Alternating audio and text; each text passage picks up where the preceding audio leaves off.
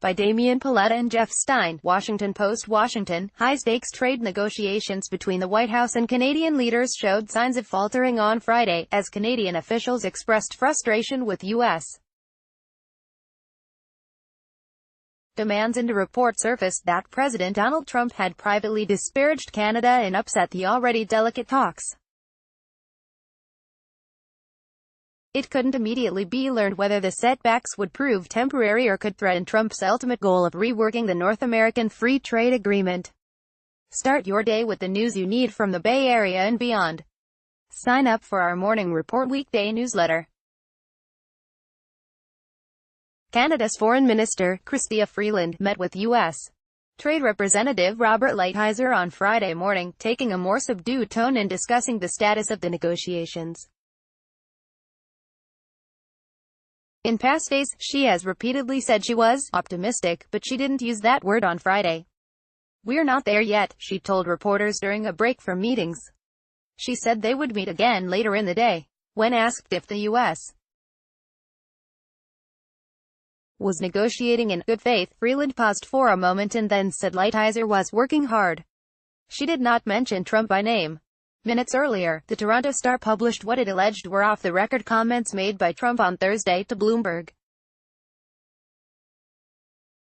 The Star reported Trump told Bloomberg journalists the NAFTA talks would only be done on his terms, suggesting he would not offer any concessions to Canada. Freeland said Canadians would not be pushed into a deal that's not in their interest, suggesting the White House needed to soften some of its demands.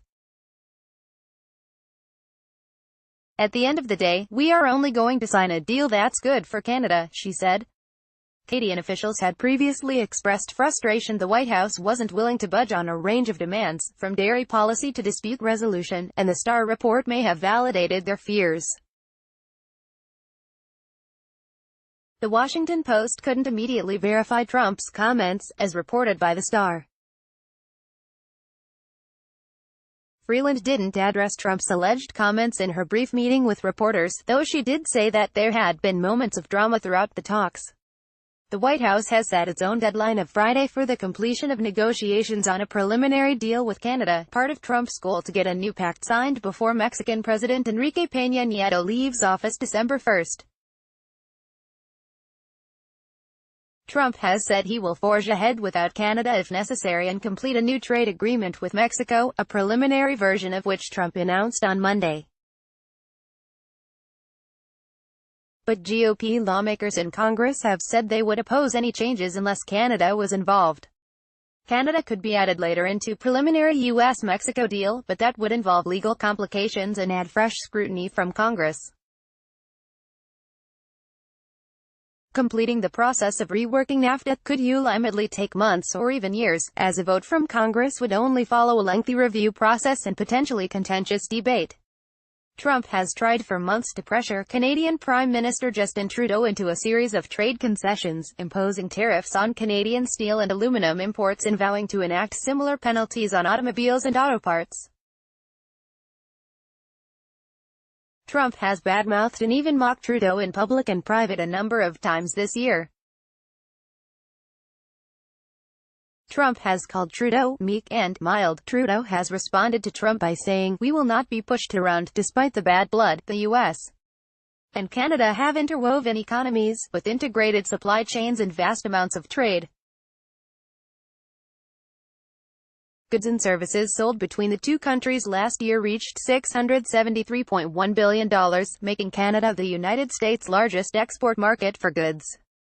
Canada has responded angrily to Trump's adversarial trade approach this year. Trudeau and his team imposed their own tariffs on U.S. goods as a way to try and counter the steel and aluminum tariffs Trump imposed on Canada, fueling concerns of a trade war. Trump has long believed that NAFTA, enacted in 1994, decimated the U.S. manufacturing base by incentivizing companies to move jobs to lower-wage Mexico. But many business groups have said NAFTA actually helped grow the U.S., Mexican, and Canadian economies more broadly, even if it did lead to job losses in certain sectors as factories moved from one country to another. Last year, Trump threatened to withdraw from NAFTA completely unless Mexico and Canada made major concessions, but he was talked out of it by business leaders and some of his closest advisors, including Agriculture Secretary Sonny Perdue. During the 2016 campaign, Trump focused much of his ire at Mexico, but he has spent much of the past year leveling attacks at Canada for what he has alleged is unfair government support for their dairy industry, among other things. Three-nation negotiations moved slowly and then seemed to hit a wall in June after Trump left the Group of Seven Nations meeting early and unloaded a series of attacks at Trudeau.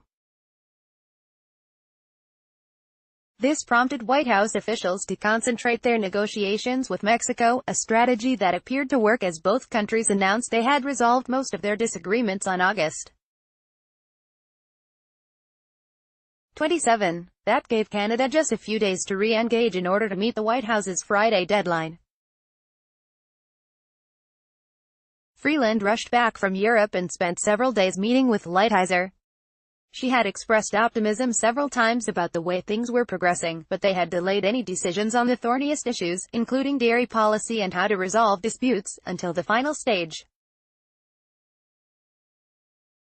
Each time talks with Canada have faltered, Trump has responded with personal attacks aimed at Trudeau and threatened to rip up the existing economic relationship between the two countries. But Canadians have expressed less shock each time he's done this, becoming more familiar with his negotiating tactics. Trudeau, meanwhile, faces difficult decisions of his own. If he decides to pull back from negotiations until the U.S. offers significant concessions, he could risk putting his country in a spiraling brawl with the White House and the unpredictable U.S. president. Even if a number of GOP lawmakers have vowed to preserve Canada's status in the trade deal, Trump has not shown any sign of bending to congressional will.